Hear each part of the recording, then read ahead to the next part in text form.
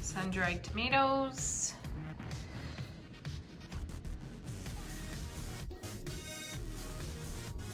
Hey guys, so I was trying to make some sun-dried tomatoes, you know, a couple days ago, and everything was wonderful. I do use every type of tomato that I grow, even the little cherry ones, because I like the little bit of different flavors that they each have. Some tomatoes I have a pineapple flavor, some have a more of a sweet flavor, some tart. So I like the mixture. You can see here as a sliced tomato, and I do it with the seed. So I break all the rules, but I think it's just delicious that way. So I've dried the tomatoes. You can see they have like a leathery texture. That's what you're looking for, no moisture at all. And I've layered it in this jar with garlic, thyme, and with every layer it's garlic and thyme. And then I warmed up my olive oil, just warm, not hot, because if you heat olive oil to a high temperature, it can ruin the flavor and it can burn easily.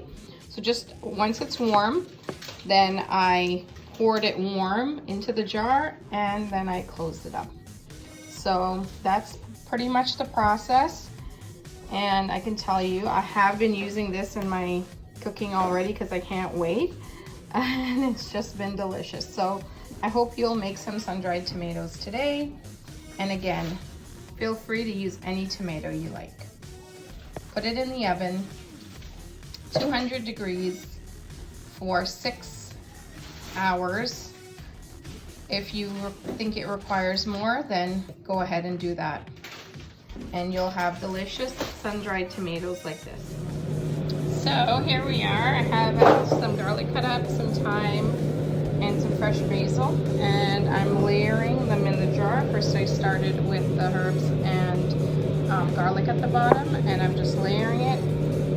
And I wanted you to see, because we're not just placing it in the jars, we're actually like stuffing it down.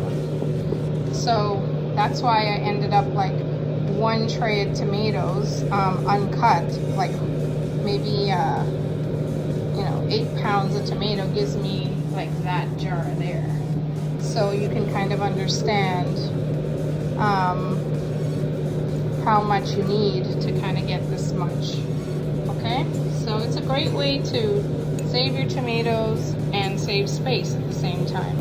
And I'll continue layering, then I'll warm up my olive oil and pour it on top. Okay guys, so my olive oil is warm, and I'm just gonna fill each container. So you know, I did sun-dried tomatoes and I also did eggplant, and we're just gonna pour it in. And what I like to do is just take a knife and just move it over so that the oil can fill in all the cracks. Okay, and fill it right up to the top. Now these are great for sandwiches, great for just putting on toast, adds a lot of flavor to your pasta.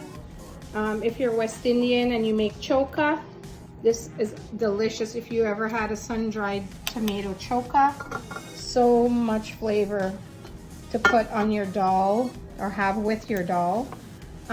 So very functional. I normally make tomato sauce, but this year I decided we should show you how to make sun-dried tomatoes.